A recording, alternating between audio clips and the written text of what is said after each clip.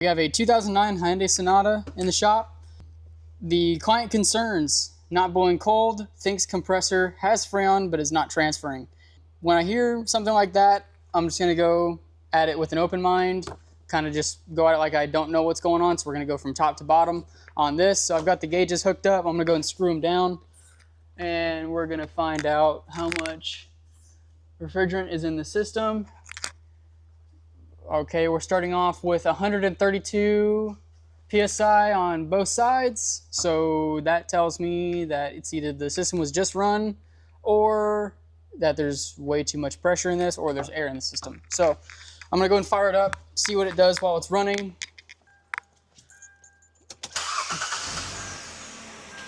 The system running, we are down to 98 PSI and 134 PSI on the high side. Our compressor is not pulling down nearly where it should be pulling down to, and this is a 134 system. So what we're gonna go ahead and do is we're gonna go ahead and pull the refrigerant out of it. We're gonna pressure test it, make sure there's no leaks in the system, change out the Schrader valves, and then we're gonna go ahead and add some dye to it, recharge it, and see if the pressures change. If they don't, it's more likely gonna need a compressor if that is the case. Because let's see, is this a...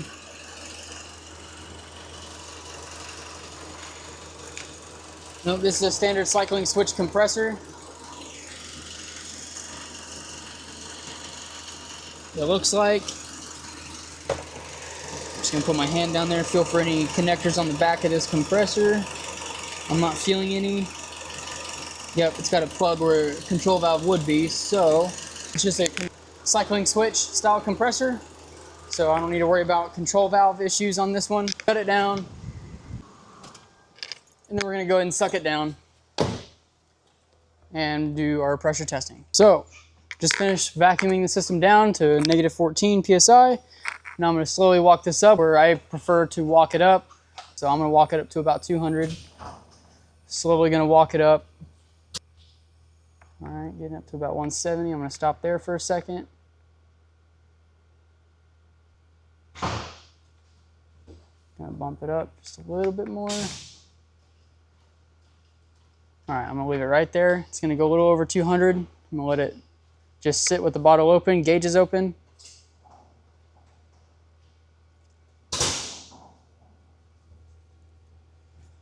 So now it's equalizing a little bit there. So now we're even on both sides. I'm gonna go and close this valve and the other. All right, so now we're locked off with the gauges. I'm gonna leave the pressure bottle open. And then now we're gonna set a timer for 15 minutes, and we're just gonna record where we're at. So before I even set the pressures, I'm just gonna let that equalize just a little bit more. Let it find all the little crevices inside the AC system. So now at this point, we're at 200. I like to just go into my notes, that way I don't forget how much we have in the system. So 200, I just do it on my calculator because it just stays there and it's numbers, so it's quick and easy. Hey Siri, set a timer for 15 minutes. And just like that, now we're set up for a pressure test. So once that's complete, we'll come back and pick up from there. So I still got the pressure test hooked up. I haven't done anything yet. When we started, we started with 200 PSI. We are currently at 198. So we only lost 2 PSI over 15 minutes, which means that passed our test. I've already locked these gauges off. They're still locked off. I'm gonna go ahead and close the bottle. And our handle is somehow broken on this bottle, so I gotta use a ratchet and close off this bottle. Got a bad batch from our supplier. We'll get a new tank soon. Yep. So I'm gonna go and take this off. And since this gas isn't harmful to us, we can go ahead and just let this vent.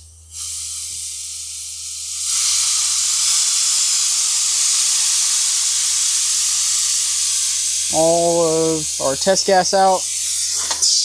Put it down in there.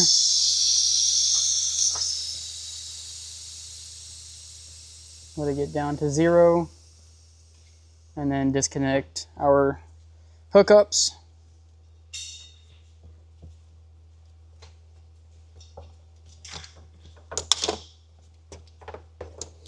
And then we're gonna go and get a service kit and change out these Schrader valves. Standard procedure for us. We're gonna be changing out these Schrader valves on this. And we just do this mainly because these look fine. These don't look horrible. we could honestly probably leave these in the vehicle and it wouldn't have a problem. But since these are common problems that could occur and they're super easy to replace, we do them anyway. Most shops actually do this as well, where we change out the shredder valves even whenever we service a system. Now, if it's something that we have serviced recently, like a week ago, we're not going to change the shredder valves. We know they're good. But any vehicle that is unknown and as far as has these been replaced before, we just go ahead and replace them. That way, that just gives us peace of mind that when we give the vehicle back to the customer, they don't have a potential leak that we missed. So that's why we do what we do here. And a lot of times that's the first suspect when you have a leak, right? Yeah. Is that. So at least we're going to eliminate that first. It's not very costly, and you can be reassured that's not the point of the leak. Yeah, exactly. Yeah, it looks like we are going to have to restock on the Hyundai valves. Shocking. Are you saying we do a lot of Hyundais? So, just replaced the shredder valves. I hooked back up to it, and I hooked back up to the vacuum pump and turned the vacuum pump on and left the gauges open. So now I'm pulling it down to a vacuum. So now we're at 14.7, negative 14.7 PSI. And we're going to go ahead and set another 15-minute timer. And then once that's done, we're going to add some oil to it with some dye and then charge it up to service capacity, start the system, let it run, see what our pressures are at. And at that point, we should be able to make a determination of what this vehicle needs. Hey Siri, set a timer for 15 minutes. I've already added 1 ounce of oil to the system. We've changed out the shredder valves. Now I'm putting refrigerant back into the system. It takes 560 grams. We are currently at 230 grams, and it looks like our weighing has stopped. So that means we got to start the vehicle and let the compressor turn on and suck the rest of it down. There it goes, and my phone just decided to turn off. All right.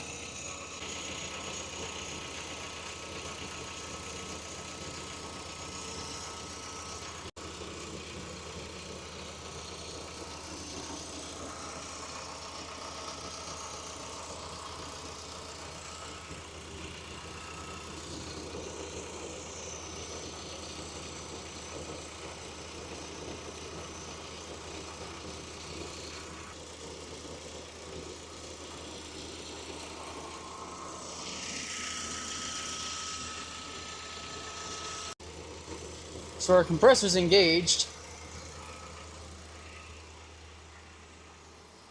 but it is not pulling down or boosting pressure. Turn off the AC, make sure the AC clutch is disengaged, then I'll re-engage it. Yep. All right. It looks like our compressor is not producing suction or producing pressure. Yep. Clutch is on. And we have no difference in pressure. Okay. So with that being said, this thing is going to need a compressor, condenser, expansion valve, so full kit to get it working again. Simple, straightforward. Customer was pretty much right on the money that he thinks it's a compressor. It is a compressor. So we're going to go and get him a quote written up for him and then get him repaired. And real quickly, why do we recommend when it's the compressor, why do we recommend doing the AC kit? Because if the compressor is coming apart internally, it's going to throw metal fragments all throughout the system. And if you just replace the compressor and don't flush the lines, don't replace the condenser, or replace the expansion valve and flush the evaporator, then that metal can make its way back into your brand new compressor that costs, I don't know, they can range from $600 to $900. So you just spent $900 just to throw it in there and potentially have it come back around and just frag again, which at that point, most automotive suppliers or parts suppliers are not going to warranty out your compressor if there's evidence that it was fragged due to the system not being properly flushed. I'll just use an example. A brand that I like to use a lot is called TYC. They make really good quality compressors. In fact, I believe some of them I've actually used more than OEM compressors, so a little bit of a backstory on that. I had worked on a 2016 or 2017 Ford Escape, and I'd gotten a Ford Motor Company compressor, and I'd installed it on this Ford Escape. New compressor did not pull down to where it needed to be pulling down, and it was not cooling at all. I went through 3 Ford Motor Company compressors, and this issue persisted. As soon as I went to a TYC compressor, it worked flawlessly, because I had checked, because it was a control valve system, so I had checked the control valve. I replaced the control valve multiple times in these other compressors, just trying to see what's going on. I even tested them to make sure that they were getting proper pulse width signal. The compressor clutch was getting ground and power, so there was no issues electrically. It was just a bad part out the box that did not interface well with that vehicle. But of course, as soon as I went over to the TYC compressor, it worked fine. But when I opened that TYC box, what came in it was a pamphlet or a piece of paper that said, TYC compressors, you know, it gave you the list of how to service it, you know, blah, blah, blah. A lot of compressors come with that. But what caught my eye is TYC compressors, or TYC, will not warranty this compressor without evidence that the condenser and the expansion valve were replaced and the system was flushed properly and the oil was filled up to the proper specification. A lot of manufacturers nowadays are switching over to that sentiment because they're not going to warranty out compressors 4 times a year because you didn't feel like flushing the system and replacing the supporting components. Because this isn't 1970s anymore. You don't have tube and fin condensers where you can just go in and flush out the condenser and you're good. Because those old tube and fin condensers are like big holes that go all the way down. These new condensers are going to have tiny little pinholes. It's about 4 per fin that are not going to be able to be flushed. It's impossible. And if you got a massive clog up in there, you have to replace that. There is no ifs, ands, or buts about it. You have to do it.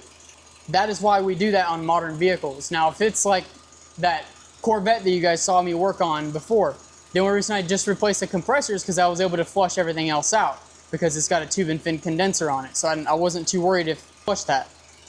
So that is why we replace everything when it comes to an AC kit. If the compressor fails, it gets replaced. The only time we don't replace all the supporting components, if it's like a line that's leaking, it's a leaking line, guys. So we can just replace that. We're good to go. We'll double check, make sure the oil is balanced. But other than that, if it's a failure in the compressor, everything gets replaced, no matter what. Is there a year to where they kind of switch from the tube and fin, or did that just kind of happen gradually over a safe year would be 2000. So like, it depends on the vehicle. So you got like a 1990s, 1999 Chevy C10 or K1500. Most of those are still going to use tube and fin, but you have your smaller cars like the Honda Civic. But if you want to come over here and look down at this, these kind of connections right there is a telltale right there. So here, that's a parallel flow condenser. Now on older cars, they're going to have nuts. They're just going to have a nut fitting where you're going to have to use 2 wrenches to bust it loose. That is a tube and fin condenser. So that would be your giveaway that is the route you'd have to go. So 2000-ish, I would be. 2000 would be a safe number. It's like everything. It kind of slowly got adopted by different brands. Yeah, over or different models time. of vehicle, you know, because like, you know, you have your smaller Chevys that are still going to use parallel flow in this like mid 2000s or late 90s, and then you have your bigger trucks which are still going to be kind of they're going to use that tube and fin style of part. So if you're around 2000, do your research. Yeah, do your research, or just look at the connectors that I just mentioned here. If you have bolt-in fittings that have a stud or they bolt in, that's going to more than likely be a parallel flow. Now, if you have a hose that just comes in with a big nut on it, that's going to be tube and fin. So that's how you tell the difference.